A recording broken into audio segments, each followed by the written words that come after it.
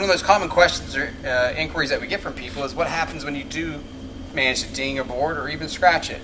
Our boards are constructed using a unique and proprietary way of durable fiberglass, but accidents do happen, particularly with the training and the work environments and harsh conditions that our clients work in. So the most easy way to fix a repair is to find yourself an epoxy EPS safe SunCure product. We recommend SunCure. It comes with a few items that you're going to need to make the repair: a couple of popsicle sticks, some clear sheets, 2 grit sandpaper, your actual ding all SunCure. Again, EPS safe is paramount and most important, or else you could do more damage than you've already done. So to begin with, we're going to do a demonstration. When you do have a ding repair, please also don't ever hesitate to call us with any instruction. But typically, your damage is going to be about this big. To start with the repair, you're going to have your sandpaper. It's always a good idea to tape it off.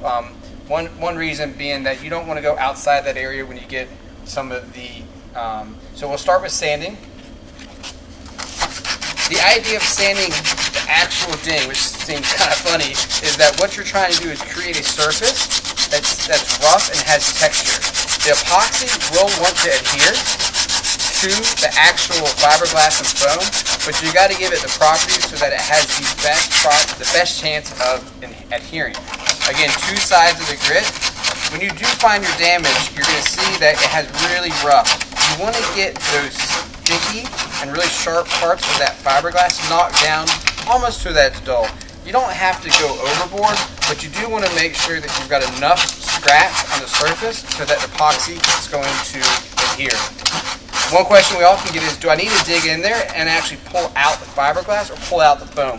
You don't really want to do any of that. You want to leave as much material there as possible so that you have the less epoxy you have. So once you're done with your sanding, you're going to clear out your hole, and then you're going to grab your epoxy safe SunCure or Dingall or any type of, again, EPS safe SunCure. We are inside and we're using just a standard surfboard. The best thing about this epoxy safe SunCure is that you can do it on your truck, on the beach. You never have to actually take the board out of service.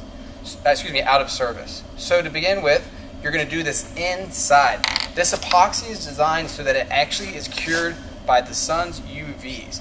If you do it in the sun, what's going to happen is that it's going to what we call kick way too fast, and you're not going to be able to manipulate and move the epoxy resin. It will harden on you too fast. So while you're inside, or over, just put it in shade, what you can do is fill in the cracks. And as you can see here, we're getting really, really thick.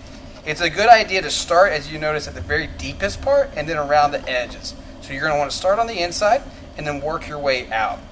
The stick is good for, sometimes you'll get little air bubbles and you're just going to poke them and move that. Do not use your hand, because then it'll stick to your hand, and then once it kicks on your hand, you're going to have a bigger problem.